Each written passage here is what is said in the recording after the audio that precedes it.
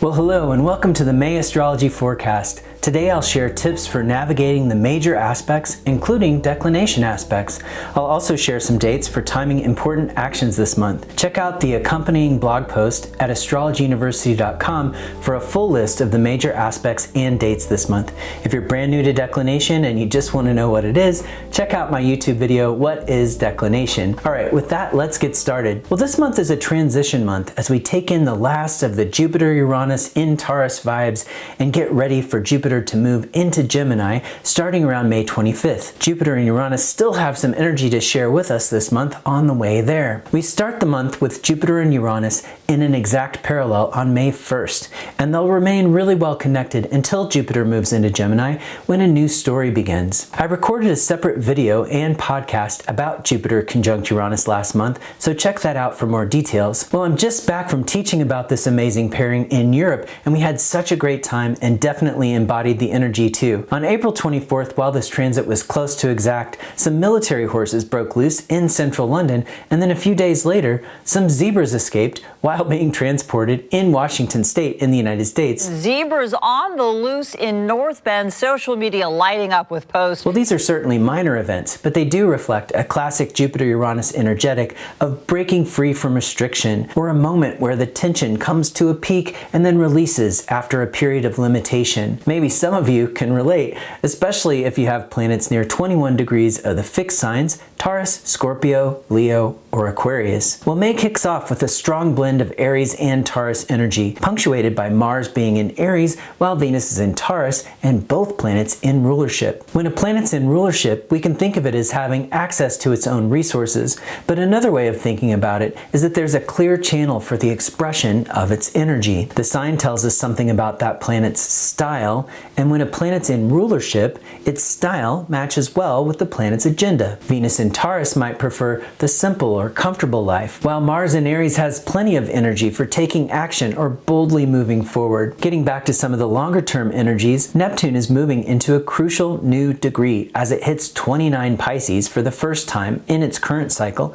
on May 4th. In this so-called critical degree, Neptune will start to have the vibe that it's cramming for an exam, as it conveys the feeling of having a limited amount of time left in that peak unicorn state. And peak unicorn is a fun image for Neptune in Pisces that Vanessa Montgomery shared with us a few years back. Well, Neptune in Pisces is correlated with an increase in conspiracy theories for sure, and it was during this cycle as well that we got the phrase alternative facts.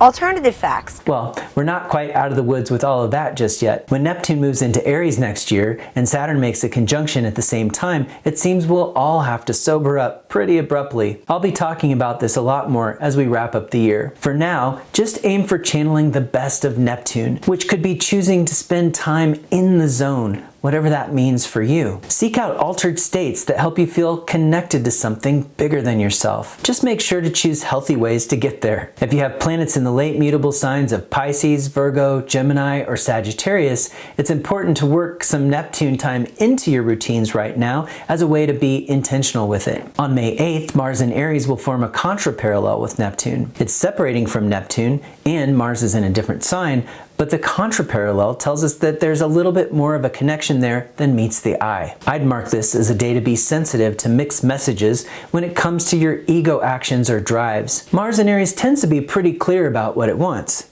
but there could be a background energy on this day that also needs to be taken stock of, and it might not be obvious at first. Try to get more clarity with others, or wait a few days if you're sensing something in the field that gives you pause. Well, Venus is the star of two super conjunctions this month. First with Uranus when it will be conjunct and parallel around May 18th and 19th, and then with Jupiter when it will be conjunct and parallel around May 22nd and 23rd. When Venus makes that conjunction to Uranus, it's already in range of applying to Jupiter too, so really it's drawing all of these energies together. And Venus is bringing sweetness and opportunity for connection here, but it mixes in with that breakthrough or potentially rebellious energy of Jupiter and Uranus being together. Well, this could be a good time for bridge building regarding new initiatives that we might be a part of, or just adding some general ease to this mix. Venus in Taurus gives us access to some grounding, centering energy here, even if it's only for a couple of days. And if you felt a bit bit possessed by the excitement of Jupiter and Uranus, you'll know that this is a very welcome addition. We could also see women's issues take center stage around this time, so watch out for that as well. Well, going in another direction, we still have a maximum containment feeling this month because the planets are mainly grouped together, except when the moon leaves the pack. The peak of this maximum containment this month is May 1st to 8th. Check out last month's video for some thoughts about this chart pattern. The only out of bounds planet this month is the moon, and it will be out of bounds from the 9th to the 13th in Gemini and Cancer, and then again from the 24th to the 28th when it'll be in Sagittarius and Capricorn. Now, being out of bounds heightens the energy of the moon, so you might want to watch out for May 11th when the moon is out of bounds in Cancer and squaring Mars in Aries. Now, this aspect is quick, but sensitivity might be heightened this day, so if you get upset with somebody, take a beat and ask for some space before responding, and then check in with yourself. Ask yourself, what's yours and what's theirs? Resist the temptation to lash out right away and check in first, and that might be easier said than done. Describe your own experience when you do connect and ask where that person's intentions were. If you can avoid blame and instead just describe how you're feeling, you're setting yourself up for a healthier conversation, especially if they can also show up with that intention. Well, before we wrap up, I want to talk about some good days for important actions, and we have some good ones this month. First, the moons in Taurus and Cancer are always good choices to start with, and right now, especially so, because both of them make helpful aspects to Jupiter when they're in those two signs. When the moon's in Taurus this month, May 7th and 8th, Venus is also in Taurus, so you can get charts with the moon applying to Venus in Taurus as well. Well, that's pretty beneficial,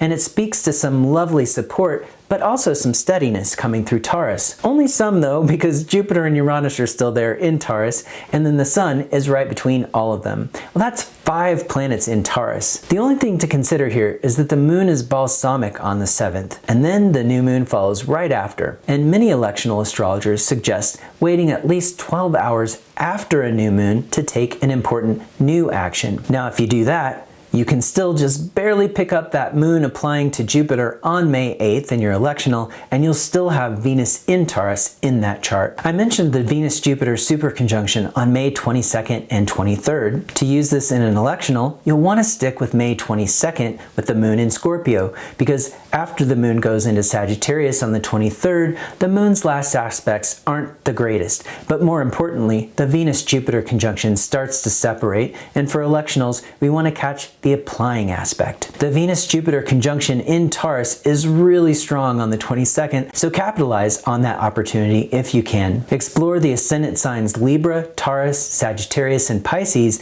to find a good fit for your action while Venus applies to the conjunction with Jupiter. The parallel stays in range all day, making this a super conjunction. Well, that's it for now, and thanks for listening in, friends.